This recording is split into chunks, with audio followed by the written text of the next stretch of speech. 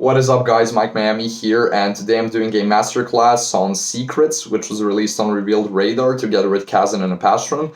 Hope you guys enjoy this masterclass, and yeah, let's dive into the project. And yeah, as for the mixing here, nothing too crazy. Everything is routed to the bus. So this is the bus, and on the bus I used several effects. So firstly, I have FabFilter Volcano, and that is for a really cool effect in the drop I'm gonna show you a bit later. Secondly, I have Camel Crusher's British Clean preset, which is probably one of the most overused effects in the whole EDM industry, but I really liked how it brings out crunch and how it compresses everything together. Then after that, I have a Fruity P controller, which is used to make the reverb duck every single time the leads are playing. As you can see here, it's automated to lower the volume of the reverb every time the leads are playing, which is really essential for mixing and bringing out the leads in the front of the mix, and not drowning them in reverb.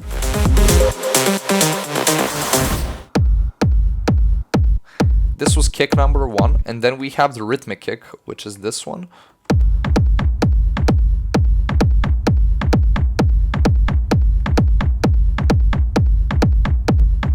And then we have like a really small top kick, which really cuts through the mix. Now, the reason why we did this, or why I had this idea, and this is a really cool trick you can use with techno. So make like a cool rumble kick for the drop, but then if you want to use if you really want to make the rhythm really punch you in the chest or in the stomach, use a different kick or a tom sound or anything, and then just make a cool rhythm with it. For example, in this track we use we use this rhythm, and as you can see, the kick cuts every time this sound is playing, so we don't have interference in the low frequencies, which is obviously super important for the mix.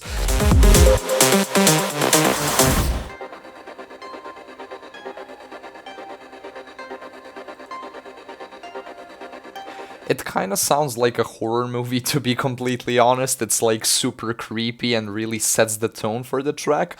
Then after that, just let me find the sound. Here it is. So here's the pad that starts playing when the vocal starts playing. It's like a super airy pad that really catches the vibe of the track, and also the chords here are super important, which is what makes this really dark ambience. Now in the build-up, we only have a pre-drop vocal, which consists of 2 samples. So if you're someone to trust, which was the vocal you heard before, but then the other one is duplicated. It's like a vocoder thing Apaztron did with the vocal synth, which I unfortunately don't own, so I only have the stem. And when you play them together, if you're someone to trust, which is super gritty, it really creates a really nice vibe in the pre-drop fill.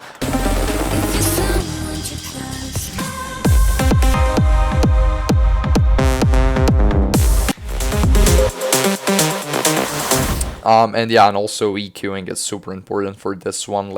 Always try to delete some resonant peaks from your drum sounds, since it will cause problems later on in the mixing. And always try to isolate the problem, in the context of the mix. For example, if you can hear some nasty frequencies in this instance in the drums, always try to find what causes that, and then EQ it, not solo, but listening with the whole track, just to get it in the context of the mix, but because it doesn't always have to sound super good on its own. If it sounds really good in the mix, like in the context of the whole track, that's the most important thing. So don't focus too much on, mixing the sounds on their own, I guess. Now the next part of the masterclass will be effect section.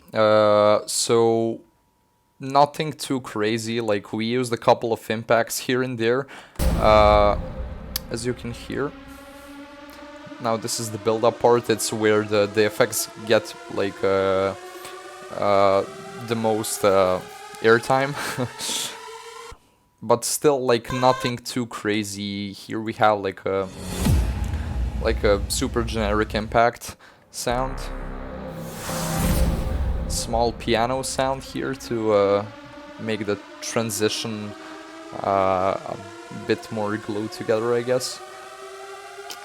And in the drop, the only effect sounds we have is like these white noise shots, which are one of my favorite things to do, is to like layer this with like a cool stab sound or something, and it really makes it much more hard hitting.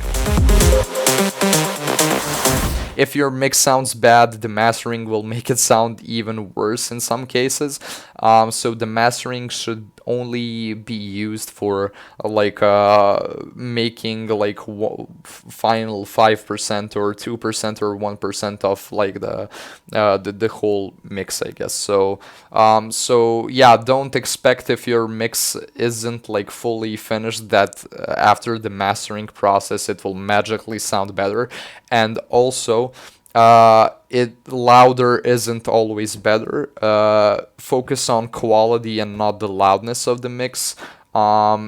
If your mix has good quality, it will always be loud, and that isn't the question. And also, it really depends on the genre, the key you used, and everything, since it really affects the loudness of the track. So don't be scared if your favorite track is being pushed to like -1 LUF, and then your track is sitting at around like -5. Don't be discouraged by that. It doesn't even matter at this point anymore, to be honest. So just always focus on quality and never the loudness itself.